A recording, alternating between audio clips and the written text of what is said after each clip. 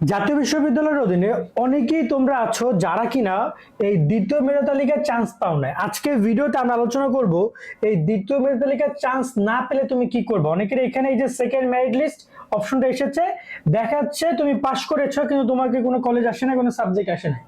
এখন অনেক অনেক শিক্ষার্থী তোমরা এই প্রশ্নটা আমাদের করছো যে ভাইয়া এখন করবোটা কি। গতকালকে তোমাদের দ্বিতীয় মেধা তালিকার রেজাল্ট প্রকাশ হয়েছে, তারপর থেকে এই টেনশনে অনেকেরই ঘুমই হচ্ছে না, আমাদেরকে মেসেজ করে পুরো ফাটিয়ে ফেলছো। তা আমি তোমাদেরকে একদম পুরো অপশনগুলো নিয়ে ডিসকাশন করে আমরা সেকেন্ড অপশনগুলোতে চলে যাই।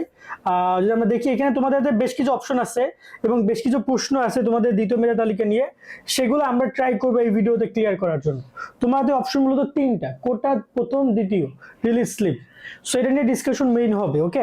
আর যারা এখন আমাদের YouTube channel, Facebook page subscribe follow করে রাখো ভাইয়া, কেন অনেকেই ভিডিও দেখে চলে যাও, সাবস্ক্রাইবও করো না, ফলো দাও না, একটা লাইকও দাও না, একটা কমেন্টও করো না। ভাই এত কষ্ট করে ভিডিও কার জন্য করছি, সো করে রাখো। প্রথমত ভাই ইউটিউব ফেসবুক আমাদেরকে এমন কোনো টাকা পয়সা দেয় না আহামরি যে তোমাদের এত কষ্ট করে ভিডিও করার প্রতিদানটা পাবো। সো তোমরা যদি আমাদের সাথে যুক্ত হও, এটা আমাদের ভালোবাসা, এটা আমাদের দরকার, ওকে। এবার আমরা কথা বলি কোটা নিয়ে। ফার্স্ট কোটার ব্যাপারটা আগে ডিসকাশন করি। যাদের কোটা আছে শুধুমাত্র তাদের জন্য এই কোটা, যারা কোটা অ্যাপ্লাই করেছে, আর নয়তো বাকিদের জন্য সরাসরি প্রথম ও দ্বিতীয় রিলিজ স্লিপ। যেখানে এই প্রশ্নগুলো তোমার জন্য গুরুত্বপূর্ণ। কোটার জন্য সবাই অপেক্ষা করে লাভ নেই, কোটা যারা অ্যাপ্লাই করেছে শুধু তাদের জন্য, এই বিষয়টা আগে মাথায় ঢুকায় না, ওকে। তাই কোটার চ্যাপ্টারটা বাদ দেই, কোটার রেজাল্ট দিবে, যারা কোটা অ্যাপ্লাই করছে তারা চান্স পেয়ে যাবে, যারা চান্স অ্যাপ্লাই করে না তারা চান্স পাবে না, তারা রিলিজ স্লিপে চলে আসবে।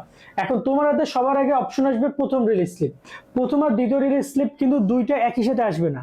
আগে যে প্রথম রিলিজ স্লিপ সেখানে অ্যাপ্লাই করবা, যদি চান্স না পাও দেন আসবে দ্বিতীয় রিলিজ স্লিপ। সো তোমাকে রিলিজ স্লিপের জন্য অপেক্ষা করতেই হবে। এখন এখানে বেসিক কিছু কোশ্চেনের অ্যান্সারটা দেয়, তাহলে তোমরা রিলিজ স্লিপ সম্পর্কে আইডিয়া পাবা। কারণ এখন তোমাকে আবার রিলিজ স্লিপই তোমার সবকিছু। এবং এখানে তোমাকে অনেকে হতাশ হইতে পারো যে প্রথম ধাপে চান্স পাও না, তার কারণে খেয়াল করো, তুমি মনে আছে ওই যে নভেম্বরে আবেদন শুরু হয়েছিল, তারপর আবেদন শেষ হয়েছিল ফেব্রুয়ারি মার্চে, ওই যে আবেদন করেছিল সেখানে একটা কলেজ চয়েস করেছিল এবং ওই কলেজের অধীনে 15টা পর্যন্ত সাবজেক্ট অনেকে অ্যাপ্লাই করেছিল, কেউ 12টা, কেউ 10টা, কেউ 8টা, কেউ 5টা, কেউ একটা। এতক্ষণ পর্যন্ত তোমাদের যে রেজাল্ট গুলো দিয়েছে সেটা ওই কলেজ এবং ওই সাবজেক্টের উপর ডিপেন্ড করে। এটা কিন্তু তোমরা ভর্তি পরীক্ষার আগে দিয়েছিলা। সো ভর্তি পরীক্ষার আগে অনেকে কলেজ এবং সাবজেক্টে ভুল করেছো, তুমি রেজাল্ট অনেক ভালো করেছো কিন্তু অনেক খারাপ কলেজে অ্যাপ্লাই করেছো, আবার অনেক রেজাল্ট খারাপ করেছো কিন্তু অ্যাপ্লাই করেছো অনেক অনেক ভালো ভালো কলেজে, তারা তোমাকে নেয় নাই। সো এটা একটা নর্মাল ব্যাপার, এটা মানে হতাশার কোনো কিছু নাই, এমনটাই হবে স্বাভাবিক।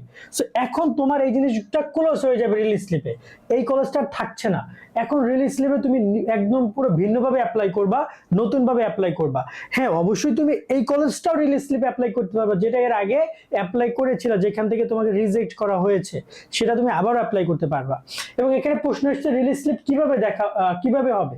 সিম্পল কথা, রিলিজ স্লিপ আবেদন দিবে তোমাদেরকে অনলাইনে, তোমরা গিয়ে ডিরেক্টলি কলেজ সিলেক্ট করে সাবমিট করবা, কাহিনী শেষ, চ্যাপ্টার ক্লোজ, আর কোনো কাজ নাই এখানে। এইটুকুই, আবেদন করবা, কলেজ সিলেক্ট করবা, কাজ শেষ। কতবার আবেদন করা যাবে? রিলিজ স্লিপ মূলত দুইবার, প্রথম রিলিজ স্লিপে একবার, দ্বিতীয় রিলিজ স্লিপে একবার, দুইবার আবেদন করা যাবে। বাট তুমি যদি প্রথম রিলিজ স্লিপে কলেজ পাও, দেন তুমি অ্যাডমিশন নিয়ে নাও, ফাইনাল অ্যাডমিশন, দেন তাহলে তোমার আর দ্বিতীয় রিলিজ স্লিপ আসবে না, তখন তুমি ওই প্রথম রিলিজ স্লিপই। এখানে ইস্যু না যে তুমি কতবার আবেদন করতে পারবে, ইস্যু হচ্ছে যে তুমি কলেজ পাইছো কিনা বা ভর্তি হচ্ছ কিনা। যদি ভর্তি হয়ে যাও তাহলে তোমার জন্য দ্বিতীয় রিলিজ স্লিপ হারাম, আর যদি ভর্তি না হও তাহলে তোমার দ্বিতীয় রিলিজ স্লিপে তোমার হাতে অপশন থাকবে, ওকে। এরপর আর কোনো অপশন নাই, ওকে। আগের কলেজ বা আগের সাবজেক্টগুলো আবেদন করা যাবে, অফকোর্স করতে পারবা। ওইখানে তুমি একজন ফ্রেশার মানে বুঝো তো, তোমাকে কেউ চিনিই না এমন একজন ব্যক্তি তুমি। এখন তুমি চাইলে আগের কলেজ, আগের সাবজেক্ট বা যা ইচ্ছা তাই মিলিয়ে অ্যাপ্লাই করতে পারবা।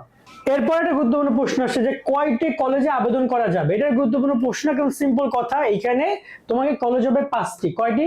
5টি।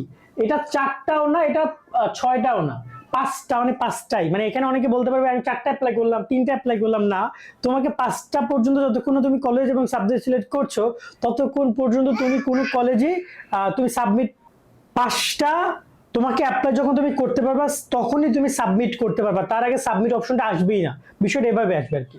আর কয়টা সাবজেক্টে আবেদন করা যাবে, এখানে সর্বনিম্ন একটা সাবজেক্ট থেকে সর্বোচ্চ 15টা পর্যন্ত সাবজেক্ট তুমি অ্যাপ্লাই করতে পারবা। ওকে, মানে 1টা থেকে 15টা, তুমি চাইলে একটা কলেজে একটা সাবজেক্ট সিলেক্ট করতে পারো, আবার চাইলে 15টা পর্যন্ত সাবজেক্টও সিলেক্ট করতে পারো।